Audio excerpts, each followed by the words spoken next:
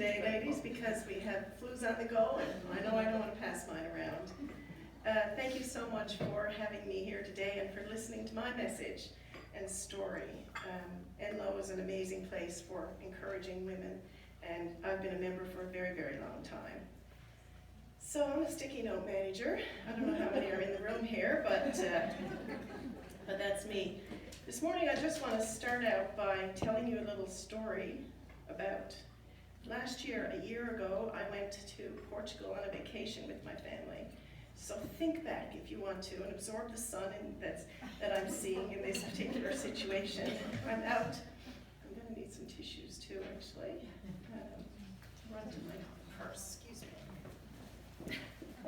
Sorry. Thank you. Thank you very much. I'm not crying over Portugal.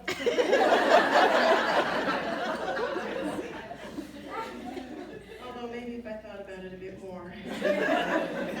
So my family went with me, all the grandchildren and that, but one day I stayed home by myself in our little condo that we were in and sat out on the deck, looked out over all the beautiful white buildings, houses, and out into the ocean. And I remembered that it had been 100 years since my grandfather had sailed over there at 27 years old, being the captain of a ship from Newfoundland. And I was so proud thinking about him and how he had made the journey over here with a sextant. It's something that guided him across the water. And I said, I can't believe it. My grandfather was doing international business 100 years ago. And here I am today. I arrived on a jet and used a train, all done by computers. But my grandfather made his way over and had a very successful life fishing. And he had some great stories to tell. So Abby Schott. Some of you haven't heard the story from the beginning, so I'll try to be a bit brief, which is hard for me to do, but I'll try. So I ran a home-based sewing business for 25 years. And then a couple of young fellows came to me and said, do you think you could make a matrix coat? And I said, yeah, I'll give it a try. So I taped together some patterns from Fabricville, and we brought in some really nice fabric, wool cashmere, made a coat, and sold it on the internet. And then these two guys said, you know, we think we can sell more of these coats. So we took the $350 I think we had then, and we bought enough fabric to make 2 coats instead of taking the $350 and splitting it between us. And so from that, we made the 2 coats, and before they were sold, we had orders for 4 more. So we knew that we were onto something. We started a little business, but the relationship wasn't quite what it needed to be, so we each went our own ways eventually. But we did see it as an opportunity, and I saw it and said, okay, this is going to get really scary now. How am I going to do this? I do remember one morning being in my bedroom, coming out of the closet and standing there and going, oh, honey, this is getting real. You need to decide now. Are you going to step forward, or are you going to just step back and say, okay, this is too much for me? But it took about 10 seconds, and I went, okay. Let's do this, and let's learn about it and see what's going to happen. It's been an amazing thing to do. The first year in business for Abby Schott, I went to a conference that government had put off, and they brought in this speaker from Ottawa, and he said, if you're thinking about starting a business selling clothing on the internet, forget it, because it's not going to work. And I'm like, oh. Nobody tells me that I'm not going to do something. I had to try it and learn for myself. So it was a great journey, I have to say. The company is almost 18 years old. We've had licenses. We learned how to do licensing so that we could work with large corporations like Sony Pictures, BBC, Capcom for gaming. We've had NBC, a lot of different wonderful relationships, and Sony, which is the current one that we're with now. And by the way, ladies, beef up your LinkedIn profiles, because Sony Pictures contacted me through my LinkedIn profile and saw that we were leaders in replica clothing. So that's how we got a contract with Sony Pictures. So beef up your LinkedIn. You never know who's looking at your profile. So I could tell you all kinds of stories about the challenges of production and learning to make coats on a level that's different than domestic sewing at home, but learning it on an industrial level. But we've had bigger hurdles. And business is all about learning and trying to move forward and see what's next for us to be more successful. And one of the biggest challenges I had was with the finances, because I didn't know bookkeeping. I had run a home-based business. It was successful, but I had run a home-based business. I didn't know anything about software for accounting. I didn't know payables from receivables. Can you believe that? So I dug in. My first accountant said to me, "You don't need to learn what payables and receivables are. I'll look after all that for you." And I thought it was ridiculous that he would say that. But I soon came to learn, after about 10 or 12 years, that I needed to know my accounting. I needed to learn how to do that. That was one of my biggest challenges. And once I spent 9 months re-entering all of my accounting, because the accountant that I was working with at the time said, "Bonnie, you just haven't got this done right from the last year." So it took me 9 months to re-enter everything. And I can remember coming home from work one day, pulling in my driveway, and it was daylight. And I thought, oh my God, I actually haven't seen daylight, because I've been leaving home early in the morning, getting home late in the day, and I hadn't seen daylight, so I must be getting to the end of this, and I was. It was like going to the School of Hard Knocks and graduating from a course. I really found it really wonderful once I started learning what the numbers really meant. And I encourage you women to start with something really simple and keep your accounting in the forefront. We've recently moved from all of the paperwork shuffle that's on our desks down to paperless accounting. And it's unreal what it has done to us. It's given us so much more time to deal with the things that need to be dealt with and need to be done, that it's just been one of the best moves we've ever made, going paperless. And by the way, we've learned to do triple currency accounting. It's not for the faint of heart. But it's not rocket science. You just need to keep your values in mind and learn how to do it. It's been really empowering, actually, to learn about triple currency accounting. So that was one of our biggest hurdles, was the financials. In year probably 14, we ran into, sometimes I'd like to say that you think, oh, worst case scenario is that this could happen, and sometimes that actually does happen. But it happens for a reason, because we need to learn from it. That's what I believe. So I have a sticky note here that says RV, and it's not a machine that you drive around in and go on holidays. So we had a new coat, a Doctor Who coat that we developed, and it was beautiful. We found a new manufacturer in a different country, because we're now outsourcing all of our production. And we had everything in place so that this would be a successful adventure. We had customers buy the coats in advance. We ran a campaign that they paid us up front to help us to pay for the production. We had inspection agencies in place so that everything would be checked to make sure that every single detail was correct with all the stock that we had made. We had the coats inspected, then shipped to the warehouses in the US and UK, and then we shipped them out to the customers. And then it hit the fan. The quality was nothing what we had expected. It was just ridiculous quality. The velvets were done upside down, because velvet has to run in the right direction. They were poor sizes. The pockets were lopsided. The linings were sewn together on the insides of the sleeves. Sometimes there were holes inside, flaws in the fabric. It was a nightmare. And a customer went online and did this to me and told a story. And I'm going, and he drank as he was telling the story. So did I, as I watched it. But anyway. So we sat together with my staff and we said, okay, what are we going to do about this? So we had to give the customers back their money. We said we cannot lose integrity in the business. So all of this kerfuffle happened on the internet. We got advice on how to handle it, which was stay quiet, stay low, do what you need to do for your customers. And we did. We sat through that. And what happened was a whole lot of people complained about us and said everything about us on the internet. But after a little while, and us being quiet about it and sending back their money, people started coming to the forefront and saying, you know something? This company, you shouldn't say these things. Look at all the amazing products they've brought to you. Look at your closet and see the perfection in the work that they've given you in the past. Clearly, can you not see that something went very, very wrong with this? And you know, they've learned a lesson as well as you have.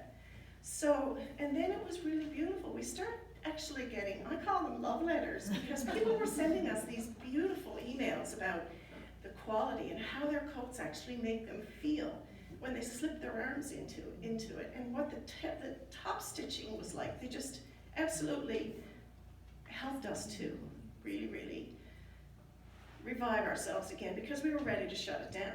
We lost $400,000 worth of business that year. Wow. So I sat with my staff and I said, okay, what are we gonna do here? Because we work together. And we said, well, we've either got to go big or go home. So what we did was, instead of going to an offshore country, we chose to go to England. We had already visited through a trade mission with the government. We went there and we had the most beautiful $700 black velvet coat from Doctor Who made for our customers. And they could not believe it, that it was so beautiful, the quality. They were writing us and saying, I want to sleep with this coat. I just want to wear it all the time and feel the quality of it. And that was a reward to us. So we looked at the opposite side of it and said, we did have to go big or go home. That was a huge one for us. I also want to tell you that having a global business, you have to be mindful of what could happen or couldn't happen. We had coats that came back to us when 9/11 happened. We had shipped out to our customers and they came back to us, and we knew that they were customers who had been in the situation and had a very difficult outcome. So that was one thing. And right now, we're actually looking at the coronavirus and saying, gosh, okay, so this is going to affect us, because we still are having some manufacturing done in Asia. But we are deciding that the risk to continue doing that right now is not good. So we have castles in Scotland waiting on our product that we're not going to be able to manufacture to supply from this particular manufacturer. So what we sat down and said, well, what are we gonna do? So I started looking on the internet and contacting manufacturers in Scotland. So now, I've gone back to the Scottish government and said, we're going to be supplying this product from Scotland now, and they're going crazy. They absolutely love the fact that our products are going to be on their shelves, and everything is going to be made in Scotland from what they buy from us. So they're very, very happy about that. So there's always a good outcome if we stop and look at it. When a lesson comes up, you have to, if you don't do the lesson and do it well, you're going to get it again, because that's what happened to us. And I always say, the bigger the breakdown, the bigger the blessing, because this is definitely going to come to us in a really, really good way. I want to tell you that so far into the business as well, I realized one day we were talking about marketing and how to write about what our customers' experience was going to be when they put their coat on. And I said, I gotta think back to what I've had and worn. And I remembered being a little girl, and I was probably 10. I'm not exactly sure, but I'm the youngest of 3. We had enough, you know, we had a fine family, but we didn't have a lot. I wore a lot of hand-me-downs my whole life. But one day, I don't know why my mother did this, but she took me out and bought me this most impractical faux fur, ivory, long coat with pom-poms down the bottom here on strings, and a Peter Pan collar here. And I can't tell you how I felt when she put that coat on me. I felt so important, so loved, it just felt like the most luxurious feeling I could ever have.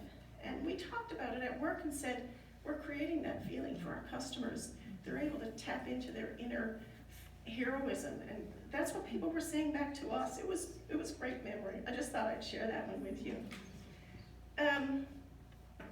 So then there's my gratitudes, because gratitude, business can't run without gratitude. Every day I get up in the mornings and I write 10 things that I'm grateful for, and at night I do a few gratitudes again, because it's been a different part of my day. And I'm reading a book right now, an old book called The Magic. Please think about it, put it on your list. It's a phenomenal book. I've been really enjoying it. It's changing the way I look at things. I put boundaries in place, though, through the business. But you need to know that boundaries are not walls. They're actually bridges to help us to get to better places. And I believe that they really, really help us putting boundaries in place. I have massive gratitude for my family. My daughter's over here, who was in the business with me, but she's home looking after 3 babies right now. They're not all babies, but they are to me. My friends have stood by me in so many times when, well, we were going to do this tonight, but Bonnie's got to do something for the business, and they've just been amazing. I've had some mentors who actually don't tell me what to do. In my opinion, or my experience, a good mentor is someone who keeps asking you questions and makes you be in the question yourself. That's what I believe about mentors. I have one that just, she calls me, let's talk, let's see what's happening. And the more challenges, the more we really work through things. Has been amazing. My staff have been probably, aside from my daughters and their lives, my staff have been the biggest teachers to me about me. I remember going to some personal training one time and saying, I don't know what the hell is wrong with everybody. Look, my staff are all this, and there's so many problems. But when I started looking at it, it was me that was the problem, and that I needed to learn how to communicate totally differently than where I was. I learned from my friends who are the business owners, because I love to hang out with people who inspire me. Man, oh man, that's where I want to be. We love to get together and talk about what's working and what's not. And I also want to, I'm in gratitude for our government that has helped our businesses, because without the support that I've had from government, we would have never moved to where we are. I've traveled all over the world to do business for this business, and it's been such a great learning curve. I've learned to shift my perspective quickly, because if you stay in a negative place, it's definitely not going to work for you. So right now, I just have to go like this and know that I need to shift if there's something that comes up for me. I always want to stay in my peace now. I don't want to have conversations that are negative and challenging. I want to stay in my peace. And being quiet for me has been a huge learning thing. But it's a great place to learn, from which to learn. I believe that the script is already written, as I alluded today in our conversation. I think that when we fight, when things come up for us in our business that cause us challenges, I think we need to look at it as, okay, let's just step back and see what's happening here. Because when we understand that the script is already written, it allows us to grow and move forward and have greater success. That's been my experience, and I hope everybody has not been too confused by anything I'm saying, but it's been a wonderful journey. I've loved every day. I love what I do. I really do. Thank you so much.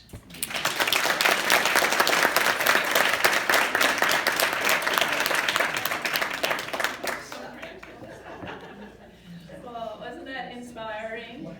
Great story of resilience and gratitude. Many, many things in there. So thank you so much to Bonnie. Thank you very much. And we'll give you a box of chocolates from the Infinite Chocolate Company. Enjoy. Thank you.